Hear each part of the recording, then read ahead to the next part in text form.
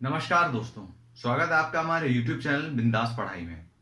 तो आज हम पढ़ेंगे क्लास 10th इकोनॉमिक्स का चैप्टर 4 जिसका नाम है globalisation and the Indian economy. तो चलिए इस चैप्टर को स्टार्ट करते हैं। तो आप अगर अपने मम्मी पापा से पूछेंगे कि आज से 15 से 20 साल पहले क्या आपने इंडिया के मार्केट में इतनी सारी डिफरेंट डिफरेंट कंपनीज जो बाहरी देशों की कंपनीज है उनका माल मौजूद था क्या 15 से 20 साल पहले भी? तो डेफिनेटली वो जवाब देंगे नहीं। अगर आप एग्जाम्पल लेंगे तो आपकी बुक में भी ये एग्जाम्पल दिया है कि इंडिया की सड़कों पे 20 से 25 साल पहले केवल फोर्ड या फिर एम्बेसडर या फिर टाटा, महिंद्रा, इन्हीं सब की कार्स चलती थी। लेकिन आज अगर आप देखेंगे तो कितनी सारी कार्स हैं आपके पास, वैरायटीज कितनी सारी हैं कार्स की, वो आप देख सकते हैं रोड्स पे। डिफरेंट डिफरेंट कार्स की कंपनीज आपको दिख जाएंगी। ठीक है, तो ये सब क्यों हुआ है? इस जो मार्केट का इंटीग्रेशन है, जो मार्केट में जो पूरा चेंज आया है अपने इंडिया के, तो वो क्यों आया है? वो आया है एमएनसीज के कारण। एमएनसीज क्या होती हैं, अब आप ये पूछेंगे। तो एमएनसीज का मतलब होता है मल्टीनेशनल मल्टीनेशनल कॉरपोरेशन। आप ये पूछेंगे कि ये क्या होता है, तो जैसे नाम से ही दिख रहा है मल्टीनेशनल, मतलब एक कंट्री से ज्यादा कंट्री में जो अपने माल को प्रोड्यूस करता है। ठीक है, जो एक कंट्री से ज्यादा कंट्रीज में अपने माल को प्रोड्यूस करता है और उसको बेचता भी है, उसको मल्टीनेशनल कॉरपोरेशन कहते हैं। उन कंपनीज को मल्टीनेशनल कॉरपोरेशन कहते हैं। ठीक है, आपको मल्टीनेशनल कॉरपोरेशन आ गया समझ में मेरे ख्याल से। तो ये क्या करती हैं, ये सबसे पहले ये देखती हैं कि इनको सबसे ज्यादा चीप लेबर या फिर जो अदर थिंग्स हैं जो मैन्युफैक्चरिंग में किसी चीज की काम आएंगी, तो वो कहां पे मिल रही है। तो वो वहां पे जाके, ये जो मल्टीनेशनल कॉरपोरेशन है, वहां पे जाके अपना प्रोडक्शन यूनिट सेट करती है। वहां पे जाके अपने प्रोडक्शन की जो फैक्ट्रीज हैं या फिर जो भी चीजें हैं वो सेट करती है, जिससे चीप प्राइस में किसी भी चीज को बना पाए, जिससे मैक्सिमम प्रॉफिट कमा पाए। अब एमएनसीज के बारे में हमने पढ़ लिया, तो अब पढ़ते हैं कि इंटरलिंकिंग प्रोडक्शन अक्रॉस कंट्रीज। ये सब किसके कारण हो रहा है? मल्टीनेशनल कॉरपोरेशन के कारण। तो ये क्या करती है, ये पूरा एनवायरमेंट भापती है कि कहां पे इनको चीपेस्ट लेबर प्रोवाइड हो रहा है, कहां पे इनको चीपेस्ट मैन्युफैक्चरिंग जो चीज है जो यूज में आएंगी किसी चीज को प्रोड्यूस करने में, वो कहां पे सस्ती मिल रही है, यहाँ पे या फिर कहां पे गवर्नमेंट की जो पॉलिसीज है वो किसी चीज इनको हेल्प करेगी, मल्टीनेशनल कॉरपोरेशंस को हेल्प करेंगी। ये सबसे पहले ये देखती हैं। उसके बाद ये देखती है कि मार्केट कहां पे सबसे अच्छा मौजूद है, जहां पे हम अपनी चीजों को बेच सकते हैं। तो ये सब देखने के बाद ये किसी भी कंट्री में जाके अपनी प्रोडक्शन यूनिट सेट करती है। तो ये सबसे पहले क्या करती है कि वो उस कंट्री में जाके लोकल प्रोड्यूसर्स से बात करती है। तो कहीं ऐसा तो होगा नहीं कि ये जाएंगी अपना प्रोडक्शन यूनिट सेट करेंगी, वहां पे अपना प्रोडक्शन करना स्टार्ट करेंगी और इनके सामान को लोग खरीदने लग जाएंगे, ऐसा तो होगा नहीं। क्यों? क्योंकि लोकल जो प्रोड्यूसर्स हैं उनका वहां पे दबदबा है, वहां पे उनका बोलबाला है, लोग उनके ऊपर ज्यादा भरोसा करते हैं, लोकल प्रोड्यूसर्स के ऊपर। तो ये क्या करता है, सबसे पहले जाके मल्टीनेशनल जो कॉर्पोरेशन होते हैं या फिर कंपनीज होती है, बहुत बड़ी बड़ी होती है, उनके पास बहुत पैसा होता है एज कंपेयर टू किसी कंट्री की लोकल कंपनी के। ठीक है, तो इनके पास इतना पैसा होता है कि आप सोच सकते हैं किसी किसी जो डेवलपिंग कंट्री है उससे ज्यादा उसका जो बजट होता है ना डेवलपिंग कंट्री का, उससे ज्यादा इनके पास पैसा होता है कभी किसी किसी सिचुएशन में। जैसे कि अगर आप एग्जांपल लें तो फोर्ड जो कंपनी है, फोर्ड नाम की कार की जो कंपनी है, उसका जो नेटवर्थ है वो श्रीलंका के बजट से ज्यादा है। आप सोच सकते हैं कितनी बड़ी कंट्री है श्रीलंका, लेकिन उसका जो बजट से है श्रीलंका का, वो फोर्ड कंपनी जो है उसके नेटवर्थ से कम है। तो आप इससे भाप सकते हैं कि कितना पैसा होता है मल्टीनेशनल कंपनीज के पास।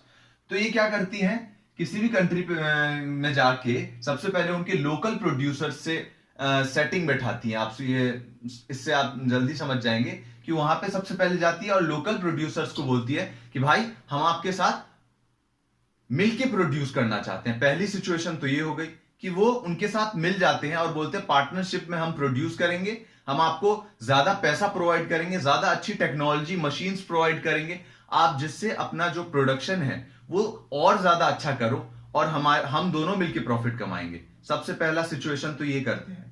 दूसरा क्या करते हैं कि ये दूसरे सिचुएशन में क्या करते हैं कि ये जाके सीधा लोकल जो प्रोड्यूसर्स हैं जो या फिर लोकल जो कंपनीज हैं उनको डायरेक्ट जाके खरीद ही लेते हैं कि लो हम आप इतना पैसा लो और आपकी कंपनी आज से हमारी। एमएनसीज ऐसा करती है दूसरे सिचुएशन में, ठीक है। तो ऐसा आपके बुक में एक एग्जांपल दिया हुआ है कि कारगिल जो कंपनी है एमएनसी है, उसने क्या किया कि एक परख जो फूड कॉर्पोरेशन है उसको जाके खरीद लिया। इंडिया में आई कारगिल कॉर्पोरेशन, कारगिल नाम की मल्टीनेशनल कंपनी, और उसने क्या किया परख फूड्स को खरीद लिया। और उसके बाद क्या किया इसने पूरा अपना जो मार्केट है, इंडिया का जो मार्केट है उसमें पूरा अपना दबदबा बैठा दिया। किसने? कारगिल ने, एमएनसी ने। किसको खरीद के? लोकल कंपनी को खरीद के। दूसरा सिचुएशन है ये होता है। तीसरे सिचुएशन में क्या करते हैं ये लोग कि किसी कंपनी को बोलते हैं कि आप छोटी छोटी जितनी भी कंपनीज हैं, मैं एग्जांपल के लिए ले लेते हैं कि ये कुरकुरे है, मान लीजिए कुरकुरे आप खाते होंगे, तो छोटे छोटे प्रोड्यूसर्स हैं, ठीक है। तो यहां पे आके 2M नाम का आपने कुरकुरे का नाम सुना होगा जिसका प्रचार विराट कोहली करते हैं आजकल। तो वो जो 2M है उसने पहले आके क्या किया होगा कि ये जो यहाँ पे जो जितनी भी छोटी छोटी कुरकुरे बनाने वाली कंपनीज हैं उनको क्या बोला होगा कि आप अपना कुरकुरे बनाओ और हमें दो, हम उस पे अपना नाम डाल के उसको 2M बना के बेचेंगे महंगे में।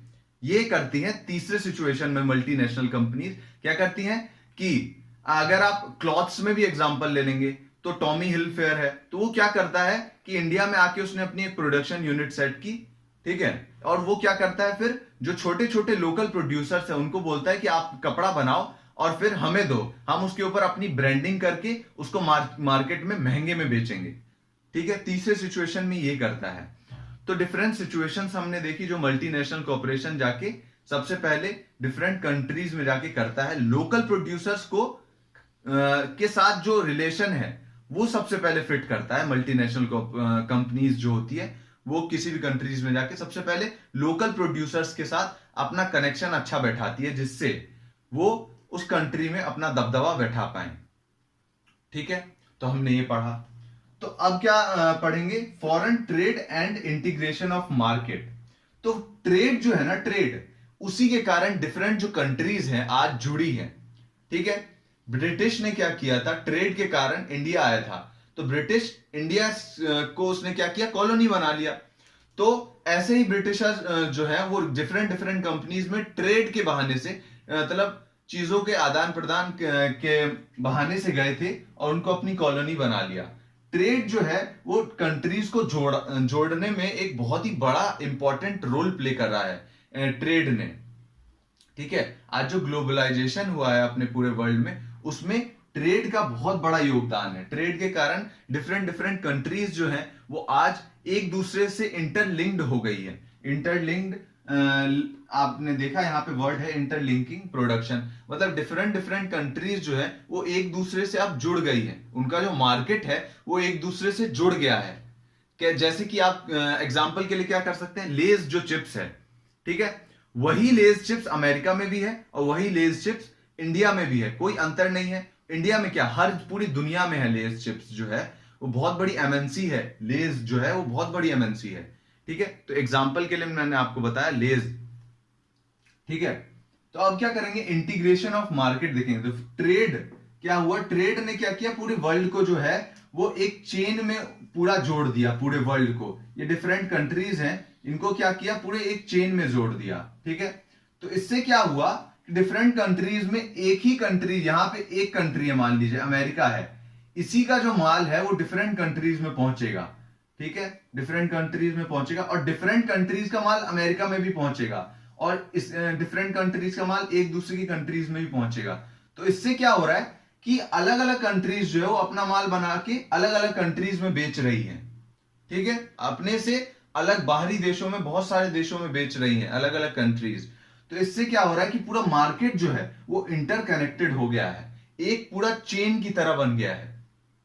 तो इससे क्या फायदा हो रहा है? फायदा क्या हो रहा है कि प्रोड्यूसर्स जो हैं, जो सामान को प्रोड्यूस करते हैं, वो अब डिफरेंट कंट्रीज में जाके अपना प्रोडक्शन कर सकते हैं, या फिर जो उन्होंने प्रोड्यूस किया है वो डिफरेंट कंट्रीज में जाके बेच सकते हैं। पहले क्या होता था कि मान लीजिए इंडिया का प्रोड्यूसर है कौन सा, कुरकुरे, मान लीजिए कुरकुरे जो है वो इंडिया में बनता है, ठीक है।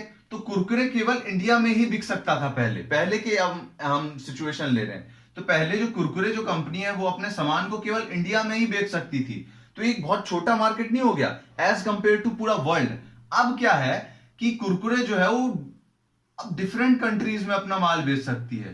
तो इससे प्रोड्यूसर्स को ये इतना बहुत बड़ा फायदा हुआ कि वो डिफरेंट कंट्रीज में अपने माल को बना भी सकते थे और उसको बेच भी सकते हैं, ठीक है। अब तो इससे अब प्रोड्यूसर्स का फायदा हो गया, ये हमने देख लिया। अब कंज्यूमर्स का क्या फायदा है, जो सामान को जो हम जो आम नागरिक है उनका क्या फायदा है इसमें?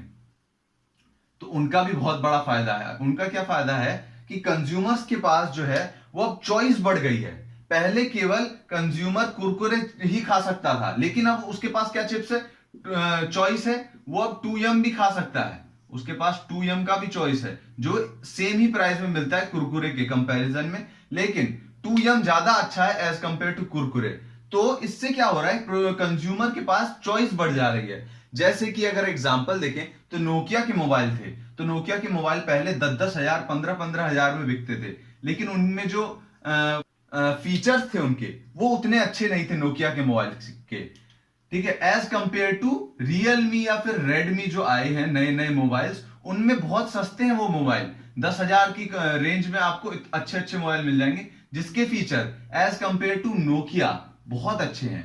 तो इससे क्या हो रहा है कि कंज्यूमर जो है उसके पास चॉइस बढ़ जा रही है। पहले वो नोकिया ही खरीद सकता था, लेकिन अब वो रियलमी भी खरीद सकता है, वो रेडमी भी खरीद सकता है, वो आईफोन भी खरीद सकता है। अब वो बहुत डिफरेंट डिफरेंट चीजें खरीद सकता है। तो इससे ये फायदा हुआ कंज्यूमर को,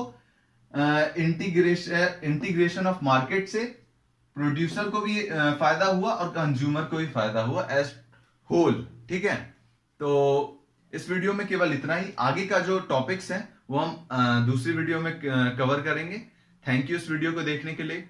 अगर आपको ये वीडियो पसंद आई हो तो चैनल को प्लीज सब्सक्राइब करिएगा और वीडियो को शेयर कीजिएगा और लाइक कीजिएगा। Thank you.